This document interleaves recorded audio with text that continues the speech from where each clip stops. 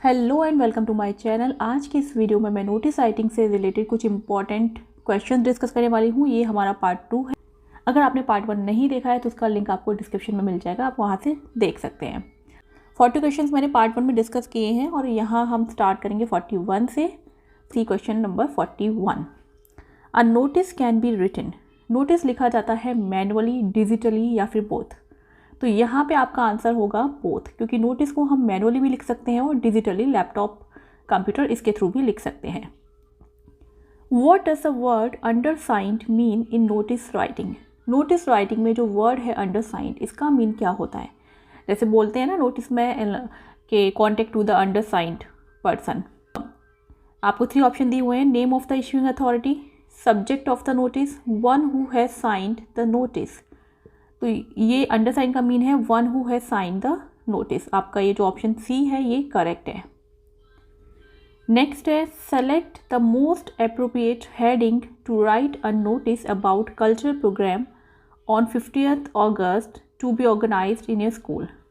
15 अगस्त को आपके स्कूल में एक प्रोग्राम होने वाला है, तो उसके लिए अगर आपको नोटिस लिखना है तो आप उसकी हेडिंग क्या लिखेंगे, ये आपको बता रहा है। Fancy dress competition, cultural programme, Independence Day celebration. तो यहाँ पे जो मेन सबसे अच्छा जो हेडिंग है इस नोटिस का वो ये रहेगा इंडिपेंडेंस डे सेलिब्रेशन। ठीक है, इसे आप अपना सब्जेक्ट डाल सकते हैं, इंडिपेंडेंस डे सेलिब्रेशन। तो यहाँ पे ऑप्शन सी जो है ये करेक्ट है। Notice will be incomplete without. इनमें से किसके बिना नोटिस इनकम्प्लीट होगा? Detailed information about the venue. Venue का मीन है जहाँ पे कोई इवेंट या फंक्शन आयोजित किया जा रहा है, उस जगह को बोलते हैं वेन्यू। तो उसके बारे में detail information. Details of programme, जो भी प्रोग्राम होने वाला है उसके बारे में डिटेल इन्फॉर्मेशन ज़रूरी है। Information about date and timings. तो यहाँ पे जो सबसे इम्पॉर्टेंट है वो है information about date and timing, मतलब जो भी इवेंट हो रहा है वो कब हो रहा है, किस डेट को हो रहा है और टाइमिंग्स क्या है। बाकी की जो इन्फॉर्मेशन है डिटेल आपको लेनी है, क्योंकि नोटिस में कितने वर्ड्स होते हैं, 50 वर्ड्स होते हैं, आपको शॉर्ट में लिखना है, तो उसमें आप इतना सारा डिटेल्स नहीं दे सकते। ठीक है ना, प्रोग्राम की डिटेल नहीं दे सकते आप 50 वर्ड्स में, ना ही आप डिटेल इन्फॉर्मेशन दे सकते हैं वेन्यू के बारे में।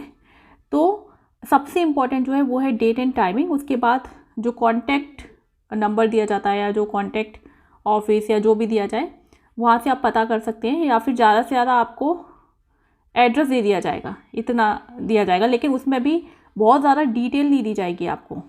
केवल मान लीजिए किसी स्कूल में हो रहा है उस स्कूल का नाम, या होटल में हो रहा है होटल का नाम, ठीक है, सिर्फ इतना। तो जो सबसे इम्पॉर्टेंट है यहाँ पे वो है डेट एंड टाइमिंग। नोटिस में ये सबसे ज़्यादा इम्पॉर्टेंट होता है, ये आपको ज़रूर बताना है, इसके बिना नोटिस जो है वो इनकम्प्लीट है। One of the following is not a part of the notice. इनमें से क्या नोटिस का एक पार्ट नहीं है? Body, greetings, heading. तो देखिए बॉडी नोटिस का एक इम्पॉर्टेंट पार्ट है। बॉडी का मीन होता है जो भी लाइंस आप लिखते हैं ना, 4-5 जो भी लाइंस नोटिस में आती हैं, ठीक है, क्योंकि 50 वर्ड्स होते हैं, वर्ड लिमिट कम है तो लाइन भी 3-4 ही आएंगी, इससे ज़्यादा नहीं आएंगी। तो ये हो गई आपकी बॉडी, ग्रीटिंग्स, हेडिंग। हेडिंग भी ज़रूरी है, ठीक है। तो यहाँ जो पार्ट इंपॉर्टेंट नहीं है वो होता है ग्रीट। नोटिस राइटिंग में ग्रीटिंग्स की ज़रूरत नहीं होती। The last thing written in a notice is. Notice में सबसे लास्ट में क्या लिखा जाता है? Name of the writer, signature of the writer, या फिर डेजिग्नेशन। तो यहाँ आपका करेक्ट आंसर होगा डेजिग्नेशन। सबसे पहले आ जाते हैं सिग्नेचर, उसके नीचे आएगा नेम, और उसके बाद आती है उस पर्सन की डेजिग्नेशन। मान लीजिए वो किसी क्लब का सेक्रेटरी, किसी क्लब ने कोई नोटिस इश्यू किया है तो वो सेक्रेटरी लिखा आएगा। प्रेसिडेंट है तो प्रेसिडेंट लिखा आएगा। प्रिंसिपल ने किया है स्कूल में तो प्रिंसिपल लिखा आएगा। तो जो भी डेजिग्नेशन है उनकी वो सबसे लास्ट में आती है। तो यहाँ ऑप्शन है आपका C. In a notice the name is written as. Notice में जब भी नेम लिखा जाएगा तो वो कैसे लिखा जाएगा? इनिशियल्स लिखे जाएंगे। मतलब मान लीजिए किसी का नेम है रमन शर्मा, तो आर और एस उनके हो गए इनिशियल्स। मतलब जो स्टार्टिंग का जो फर्स्ट लेटर होता है, ठीक है, केवल वो लिख देते हैं शॉर्ट में, उसे हम बोलते हैं इनिशियल्स। तो इनिशियल्स लिखे जाएंगे, फुल नेम लिखा जाएगा या केवल फर्स्ट नेम लिखा जाएगा। तो यहाँ पे आपका आंसर होगा फुल नेम, क्योंकि जब भी हम कोई नोटिस लिखते हैं, कोई भी फॉर्मल राइटिंग करते हैं, तो उसमें हमेशा फुल नेम जाएगा। ठीक है। Notice should be written in, notice 1 paragraph में लिखा जाना चाहिए, 2 होने चाहिए या फिर 3 पैराग्राफ्स होने चाहिए। नोटिस जो है वो सिर्फ 1 पैराग्राफ में ही लिखा जाना चाहिए, only 1 paragraph is required. A notice must answer the questions, notice में किन क्वेश्चंस की क्लैरिटी होनी चाहिए, what, when and where both. तो यहाँ पे इन सब की क्लैरिटी होना ज़रूरी है कि जिसके बारे में नोटिस है, जो भी सब्जेक्ट है, जो भी टॉपिक है जिसके बारे में नोटिस है, वो क्या है, कब हो रहा है, कहाँ हो रहा है, मतलब ये जो कुछ क्वेश्चंस होते हैं वो क्लियर होने चाहिए उस नोटिस के थ्रू। Whose name should be written in the end of the notice, notice के एंड में किसका नेम लिखा जाना चाहिए, ऑथराइज्ड पर्सन, इनवाइटीज और रिसीवर। तो देखिए नोटिस के एंड में नेम आएगा ऑथराइज्ड पर्सन का, ठीक है, जो उस नोटिस को इश्यू कर रहा है उसका नेम आएगा। नेक्स्ट है which among the following is not essential in a notice, इनमें से क्या नोटिस में एक एसेंशियल पार्ट नहीं है, time, heading, address of the centre. तो देखिए टाइम काफ़ी इंपॉर्टेंट है, हेडिंग भी इम्पॉर्टेंट है। यहाँ पे जो सेंटर है, ठीक है, उसका एड्रेस इम्पोर्टेंट नहीं है, एड्रेस ऑफ द सेंटर, मतलब जो नोटिस लिख रहा है उसका एड्रेस नोटिस में डालना इम्पोर्टेंट नहीं है। How is the subject of a notice written, subject जो होता है नोटिस का वो कैसे लिखा जाता है, कैपिटल लेटर्स में लिखा जाता है। First letter of every word is written in capital except prepositions, conjunctions and articles. जो फर्स्ट लेटर है उसको केवल कैपिटल लिख के बाकी जो प्रेपोजिशन, कंजक्शन, आर्टिकल्स होते हैं इनको आप स्मॉल में लिख सकते हैं। तो कौन सा तरीका है सब्जेक्ट लिखने का, मतलब जो टॉपिक है जिसके बारे में नोटिस है, ठीक है, तो उसको आपको कैसे लिखना है। तो यहाँ पे ये दोनों ही करेक्ट हैं, आप कैपिटल लेटर्स में भी लिख सकते हैं और ये जो बी है ऑप्शन आप ऐसे भी लिख सकते हैं। तो यहाँ आंसर होगा both A and B. Next है notice is generally issued for, notice generally किसके लिए इशू किया जाता है, स्पेसिफिक स्टूडेंट्स के लिए किया जाता है, पेरेंट्स के लिए किया जाता है या फिर एक स्पेसिफिक ग्रुप के लिए किया जाता है। तो नोटिस जो है वो एक स्पेसिफिक ग्रुप के लिए इशू किया जाता है। तो ऑप्शन सी जो है यहाँ ये करेक्ट है, स्पेसिफिक ग्रुप। अब अगर आप ये सोच रहे हैं कि स्पेसिफिक स्टूडेंट क्यों नहीं आ सकता है, क्योंकि स्कूल में कोई नोटिस अगर स्टूडेंट्स के लिए इश्यू हो रहा है तो वो भी स्टूडेंट्स का एक स्पेसिफिक ग्रुप हो गया, ठीक है। और लेकिन अगर हम बाकी के नोटिस को सबको एक एज अ जनरल हम बात करें तो यहाँ पे हमारा आंसर स्पेसिफिक ग्रुप होगा। When you find something you wrote a notice and add, अगर मान लीजिए आपको कोई चीज़ मिली है पड़ी हुई, अब आपको एक नोटिस लिखना है तो आप क्या ऐड करेंगे उस नोटिस में, little description of thing object found, जो भी चीज़ आपको मिली है उसका थोड़ा डिस्क्रिप्शन देंगे, एंटायर डिस्क्रिप्शन, पूरा डिस्क्रिप्शन देंगे, उसका कलर बताएंगे केवल। तो यहाँ पे होगा ए, लिटिल डिस्क्रिप्शन, आपको थोड़ा हिंट ही देनी है, सब कुछ नहीं बताना है, एंटायर डिस्क्रिप्शन नहीं देना है। नेक्स्ट है which of the following is an appropriate heading for a notice about a school event. मान लीजिए स्कूल में कोई इवेंट हो रहा है तो इनमें से कौन सी एक सबसे सही हेडिंग होगी नोटिस के लिए, important information, dear student and parents, spring fest celebration. तो क्योंकि स्कूल में हो रहा है तो इम्पॉर्टेंट इन्फॉर्मेशन ये तो नहीं लग रहा है कि कोई स्कूल से रिलेटेड कोई नोटिस है, ठीक है, ये नहीं आएगा। और हेडिंग ये भी नहीं होती है डियर स्टूडेंट एंड पेरेंट्स, ये तो लिखा ही नहीं जाता है वर्ड डियर, तो हम लिखते ही नहीं है नोटिस में। तो यहाँ आपका आंसर होगा स्प्रिंग फेस्ट सेलिब्रेशन, मतलब कोई प्रोग्राम होने वाला है जिसके बारे में नोटिस है। तो option C is correct. Next है which of the following is not a feature of a notice, इनमें से क्या नोटिस का एक फीचर नहीं है, a clear and concise message, heading और title, personal address to the reader. तो यहाँ पे जो फीचर नहीं है वो है personal address to the reader. Personal address किसी भी तरीके का नोटिस में नहीं लिखा जाता है, तो आंसर होगा यहाँ पे C. What should be included in the body of a notice. Notice की जो बॉडी होती है उसमें क्या इंक्लूड किया जाना चाहिए? A detailed explanation of the event और message, a list of rules और regulations, contact information for the person और ऑर्गेनाइजेशन रिस्पॉन्सिबल। तो देखिए कॉन्टैक्ट इन्फॉर्मेशन में केवल फ़ोन नंबर दिया जा सकता है, उससे ज़्यादा कॉन्टैक्ट इन्फॉर्मेशन में कुछ नहीं दिया जाता। ठीक है, तो यहाँ पे ये कह रहे हैं कि contact information for the person और ऑर्गेनाइजेशन रिस्पॉन्सिबल, तो ये करेक्ट नहीं है। अ list of rules and regulations, ये भी नहीं है क्योंकि लिस्ट नहीं दी जा सकती रूल्स एंड रेगुलेशंस की। बस यहाँ पे जो इवेंट हो रहा है, ठीक है, उसका एक डिटेल्ड एक्सप्लेनेशन दिया जाता है, और वो भी डिटेल कितनी होनी चाहिए? 50 वर्ड से ज़्यादा में वो नहीं होना चाहिए। तो आपका ऑप्शन जो ए है ये करेक्ट है। Which of the following is an appropriate tone for a notice. इनमें से क्या नोटिस के लिए एक अप्रोप्रिएट टोन है? सार्केस्टिक टोन में लिखा जाना चाहिए नोटिस, फॉर्मल टोन में लिखा जाना चाहिए, या फिर ह्यूमरस टोन में लिखा जाना चाहिए? तो देखिए सार्केस्टिक में नहीं होगा, ह्यूमरस में भी नहीं होगा, ये दोनों रॉन्ग हो गए। नोटिस जो है ये फॉर्मल टोन में लिखा जाना चाहिए। तो आंसर है आपका बी। नेक्स्ट है what should be included in the contact information section of a notice. Notice का जो कॉन्टैक्ट इन्फॉर्मेशन हमें इंक्लूड करनी है उसमें हम क्या लिख सकते हैं?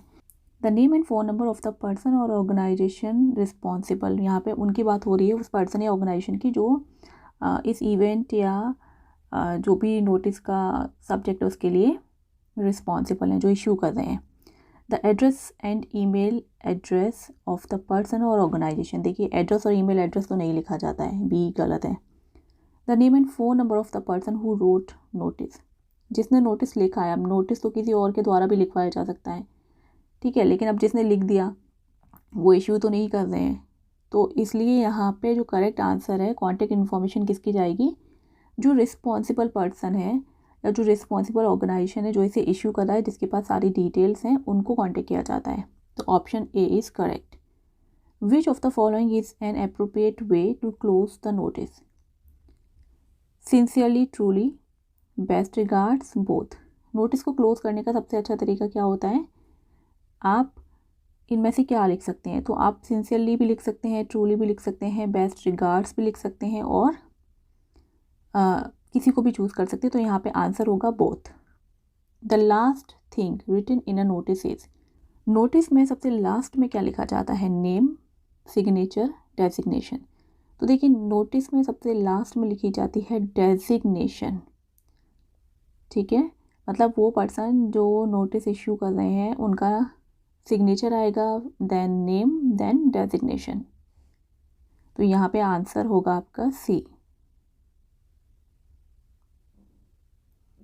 विच of the following is an appropriate length for a notice. Notice की लेंथ कितनी होनी चाहिए? तो नोटिस ना तो 1 सेंटेंस का हो सकता है और ना ही 1 पेज का हो सकता है, नोटिस होना चाहिए ओनली 1 पैराग्राफ का। तो option B is correct.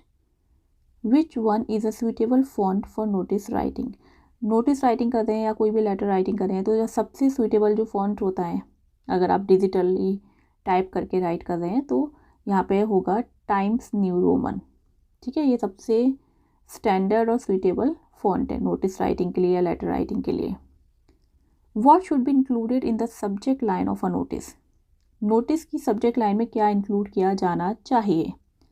Date and time, name of organisation, the purpose of the notice. तो देखिए date and time subject line में नहीं आता है, इनके लिए अलग से स्पेस होता है। नेम ऑफ द ऑर्गेनाइजेशन सबसे पहले आता है, ठीक है, उसके बाद फिर नोटिस वर्ड आता है। सब्जेक्ट में आता है purpose of the notice, notice का पर्पस क्या है? तो यह आंसर होगा C. What type of notice is the notice written by the principal. School में प्रिंसिपल के द्वारा जो नोटिस इश्यू किए जाते हैं उनका टाइप क्या होता है? अपील होती है, स्कूल नोटिस होता है, या फिर ये पब्लिक नोटिस होता है? तो प्रिंसिपल के द्वारा जो नोटिस इश्यू किए जाते हैं वो एक स्कूल नोटिस होता है। तो यहाँ पे आंसर आएगा B. Which one is an appropriate way to distribute a notice. Notice को डिस्ट्रीब्यूट करने का सबसे सही तरीका क्या है? सेंड प्रिंटेड कॉपीज़ और an email attachment to recipients, मतलब जिसे भी आप नोटिस भेजना चाहते हैं तो उनको आप प्रिंटेड कॉपी भेज सकते हैं या फिर कोई डिजिटल कॉपी भेज सकते हैं, मतलब ईमेल के थ्रू भेज सकते हैं। Posting the notice in a public place such as a bulletin board और नोटिस बोर्ड्स इन स्कूल। मान लीजिए स्कूल का नोटिस है तो आप स्कूल बोर्ड्स पे लगा सकते हैं, या किसी सोसाइटी का नोटिस है तो जहाँ पे उनका बुलेटिन बोर्ड है वहाँ लगा सकते हैं। तो क्या तरीका है जो सबसे बेस्ट है? तो ये दोनों ही तरीके सही हैं। सिचुएशन के हिसाब से किसको उनका जो टारगेटेड ग्रुप है जिसे कि वो नोटिस देना चाहते हैं, इन्फॉर्मेशन देना चाहते हैं, वो कहाँ अवेलेबल है, कैसे है, तो उसके हिसाब से ये जो दोनों ऑप्शन है दोनों ही करेक्ट है। क्योंकि अगर किसी को मेल से भेजना है तो वो मेल से भेज सकते हैं, ठीक है। किसी को बुलेटिन बोर्ड पे लगाना है, उनको लगता है कि वहाँ से सबको इन्फॉर्मेशन मिल जाएगी तो बुलेटिन बोर्ड पे लगा सकते हैं। तो option C is correct. What should be included in the heading of a notice? Notice की हेडिंग में क्या इंक्लूड किया जाना चाहिए? The name of the person or organization responsible, the date and time of the event, a clear and concise title और description of the notice purpose। यहाँ आपका answer होगा सी, a clear and concise title और description of the notice purpose। मतलब आपको heading में क्या include करना है? जो टाइटल है वो एकदम क्लियर हो, शॉर्ट हो, ठीक है, और वो ये डिस्क्राइब कर पाए कि नोटिस का पर्पस क्या है, नोटिस के पर्पस को अच्छे से कन्वे कर पाए। Which of the following is not a purpose of a notice? इनमें से क्या नोटिस का एक पर्पस नहीं होता? To inform recipient about an upcoming event.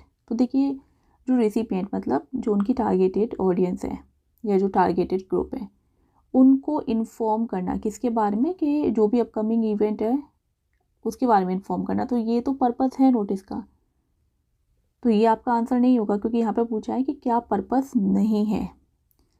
Next है टू रिक्वेस्ट फीडबैक और इनपुट फ्रॉम रिसिपिएंट। जो रिसिपिएंट है उनसे फीडबैक लेना, ये पर्पस नहीं है नोटिस का। टू प्रोवाइड इंस्ट्रक्शंस और गाइडलाइंस टू रिसिपिएंट, ये तो पर्पस है। तो यहाँ पे आ जाएगा आपका ऑप्शन बी, क्योंकि रिसीवर्स का इनपुट और उनका फीडबैक नोटिस में नहीं लिया जाता है। ये हो गया B. Significance of writing a notice is not to inform the mass about the services, availability of products, forward information about a particular change, request for acceptance. तो देखिए, जो मास का मीन है यहाँ पे group of people, a large group of people, उनको जो भी सर्विसेज आप प्रोवाइड करा रहे हैं या फिर जो भी चीज़ आपके प्रोडक्ट अवेलेबल है या कोई इवेंट हो रहा है, कुछ भी हो सकता है, तो उसके बारे में इन्फॉर्म करना। तो इन्फॉर्मेशन देना तो इसका मेन जो मोटिव है नोटिस का वो होता है। तो ए तो आपका नहीं हो सकता क्योंकि इन्होंने पूछा है significance of writing a notice is not, क्या सिग्निफिकेंस नहीं है, तो ये तो होती है significance. Forward information about a particular change, ठीक है, कोई भी चेंज हो रहा है, मान लीजिए स्कूल में सिलेबस चेंज हो रहा है बच्चों का, या फिर उनके एग्ज़ाम टाइम में चेंज हो गया है, पहले कुछ और था अभी कुछ नया कर दिया है प्रिंसिपल ने, तो कुछ चेंज हो गया है। तो इसको भी कैसे बताया जाता है? नोटिस के थ्रू, नोटिस बोर्ड पे नोटिस लगा दिया जाता है। तो ये भी उसकी सिग्निफिकेंस हो गई। अब यहाँ पे है रिक्वेस्ट फॉर एक्सेप्टेंस, ये जो है नोटिस में ये रिक्वेस्ट नहीं की जाती कि आप इसे एक्सेप्ट करो, तो ये आपका जो सिग्निफिकेंस नहीं है नोटिस की वो है ये सी, रिक्वेस्ट फॉर एक्सेप्टेंस। तो यहाँ आंसर होगा सी।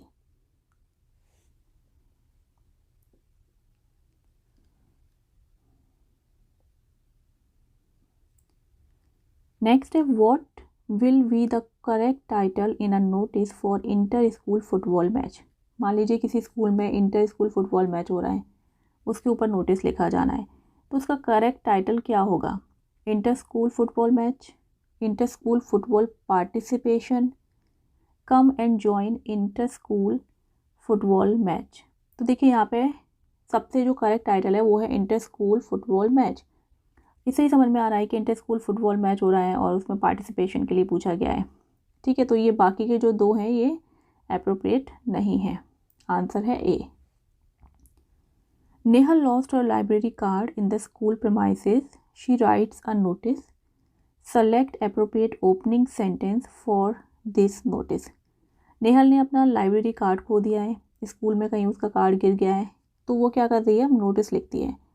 अब आपको एक एप्रोप्रिएट ओपनिंग सेंटेंस बताना है कि नेहल को अपने नोटिस की शुरुआत, जो बॉडी वो लिखेगी, वो कैसे करनी चाहिए। Nehal would like to inform all the students, क्योंकि नोटिस जब भी आप लिखते हैं तो उसमें आप किसी का नाम नहीं लिख सकते, मतलब अपना नाम नहीं लिख सकते, या किसी और पर्सन का कोई सामान खो गया उसके बिहाफ पे आप नोटिस लिख रहे हैं तो आप नाम नहीं लिख सकते हैं। तो यहाँ पे ये जो पहला वाला ऑप्शन है ये रॉन्ग है।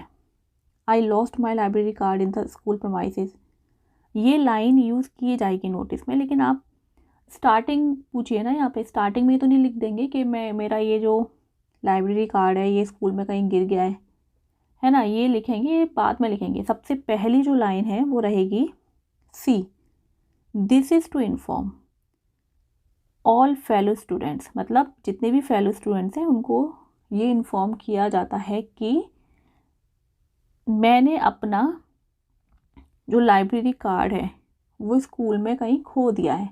तो अगर किसी पर्सन को मिलता है तो उनसे रिक्वेस्ट है कि इस नंबर पर कांटेक्ट करें, या फिर मुझे यहाँ पे आके, मैं इस क्लास से हूँ, मुझे क्लास में आके कांटेक्ट कर सकते हैं।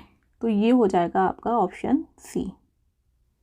नेक्स्ट है choose the best conclusion for lost item notice. किसी का कोई आइटम खो गया है तो उसके लिए बेस्ट कंक्लूजन लिखना है आपको। वो लाइन क्या हो सकती है, if anybody happens to find it, अगर किसी को ये मिल जाता है, kindly hand over it to the undersigned, तो कृपया करके जो अंडरसाइंड में जिनका भी नेम दिया गया है उनको ये हैंड ओवर कर दिया जाए, दे दिया जाए। नेक्स्ट है if anybody wants to return the object contact the undersigned, अगर कोई इस जो खोया हुआ ऑब्जेक्ट है उसे रिटर्न करना चाहता है तो वो अंडरसाइंड को कांटेक्ट करे। If anybody wants to collect the reward, क्योंकि खोया हुआ है तो किसी ने अनाउंस किया है कि जो ढूंढ के देगा उसको इतना रिवॉर्ड दिया जाएगा, तो लास्ट की लाइन में आप ये लिख सकते हैं if anybody wants to collect the reward contact the अंडरसाइंड।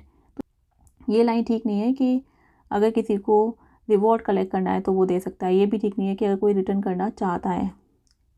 सबसे जो अप्रोप्रिएट लाइन है वो क्या है कि हम रिक्वेस्ट करते हैं कि अगर किसी को ये मिलता है तो कृपया करके उससे अंडरसाइंड जो पर्सन है उसको हैंड ओवर कर दिया जाए। तो यहाँ पे आंसर होगा A. Where should you place the date in a notice, notice में डेट कहाँ लिखी जाती है, बहुत कॉमन सा क्वेश्चन है लेकिन इम्पॉर्टेंट है, क्योंकि लोग अक्सर डेट का जो प्लेस है, जो प्लेसमेंट है डेट की, वो उसे भूल जाते हैं। तो डेट कहाँ लिखी जानी चाहिए, 3 ऑप्शन हैं आपके पास, prior to the title, next to the title, along with the title. तो यहाँ जो करेक्ट आंसर है वो होगा प्रायर टू द टाइटल। जो हमारा सब्जेक्ट होता है, ठीक है, जो टाइटल है उससे जस्ट ऊपर पहले हम डेट लिखते हैं, उसके बाद सब्जेक्ट लिखते हैं, तो टाइटल से पहले लिखी जाएगी ए is correct.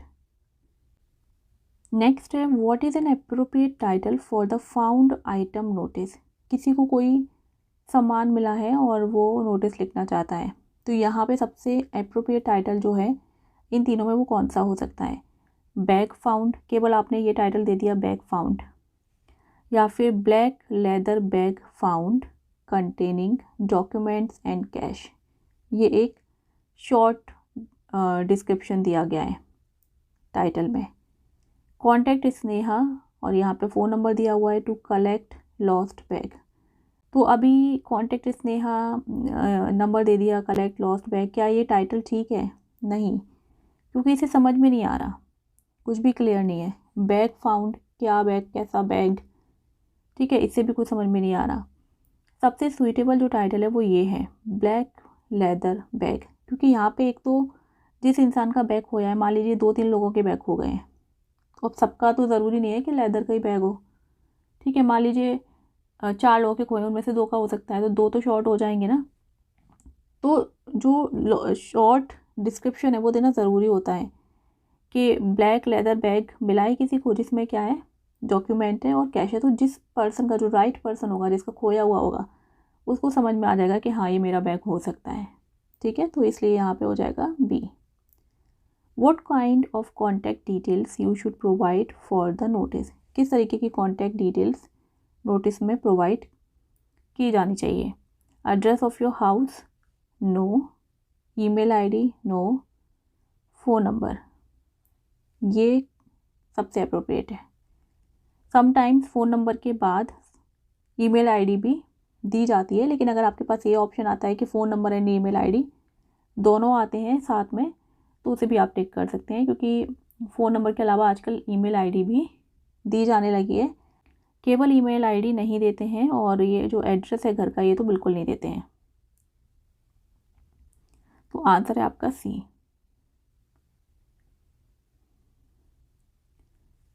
Where is the name and designation of the authority mentioned? Authority का नेम और डेजिग्नेशन कहाँ लिखा जाता है? टॉप लेफ्ट, पेज के ऊपर लेफ़्ट साइड में, बॉटम लेफ़्ट, पेज के ख़त्म होने पर लेफ़्ट साइड में लिखा जाएगा, या फिर बॉटम राइट लिखा जाएगा। तो नेम और डेजिग्नेशन जो लिखा जाता है वो हमेशा बॉटम राइट लिखा जाता है, ठीक है, राइट साइड में। What tone should be maintained in public notice? Public notice में टोन जो है वो कैसी होनी चाहिए? इनफॉर्मल होनी चाहिए, इनफॉर्मल नहीं हो सकती क्योंकि पब्लिक नोटिस है ये। फॉर्मल एंड इमोशनल लेस होनी चाहिए, इमोशनल होनी चाहिए, इमोशनल भी नहीं होनी चाहिए। तो ये होनी चाहिए फॉर्मल, मतलब सीधे सीधे कोई नोटिस देना है, और इमोशन लेस होनी चाहिए, उसमें कोई सेंटिमेंट्स और इमोशंस नहीं चाहिए। तो ये हो गया आपका आंसर बी। नेक्स्ट है, where should the topic be written in a notice? Topic कहाँ लिखा होना चाहिए नोटिस में? At the right side, right side में लिखते हैं, एट द लेफ़्ट साइड में लिखते हैं, या फिर मिडिल में लिखते हैं। तो देखिए, जो टॉपिक होता है, मतलब जो सब्जेक्ट होता है जिसके बारे में नोटिस लिखा जाना है, वो हमेशा बीच में लिखा जाता है, ठीक है, सेंटर में उसको लिखते हैं। तो इसलिए आंसर होगा इन द मिडिल। सी जो है आपका ये करेक्ट है, in the middle. What is not correct about notice? इनमें से क्या नोटिस के बारे में करेक्ट नहीं है? Notice is used to convey information in a clear and precise manner. तो देखिए, ये तो करेक्ट है, नोटिस का काम ही होता है इंफॉर्मेशन कन्वे करना। Notice are only limited to schools and colleges? Notice केवल स्कूल और कॉलेज तक ही लिमिटेड हैं।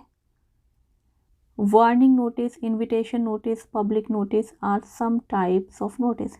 जी हाँ, ये सभी नोटिस के टाइप्स हैं। तो यहाँ पे जो करेक्ट नहीं है नोटिस के बारे में वो है कि नोटिस जो है ये सिर्फ स्कूल और कॉलेज तक सीमित नहीं है, और भी कई तरीके के नोटिस होते हैं, जैसे वार्निंग नोटिस हो गया, इन्विटेशन नोटिस हो गया, पब्लिक नोटिस हो गए, ठीक है, और भी कई टाइप्स हैं। तो डिफरेंट टाइप्स होते हैं नोटिस के, they are not only limited to schools and colleges. So answer is here B, ठीक है। Which tense should be used in notice writing? notice writing में कौन सा tense मोस्टली यूज़ किया जाता है? Direct speech, no, direct speech का use नहीं होता है। एक्टिव वॉइस का भी यूज़ नहीं होता है।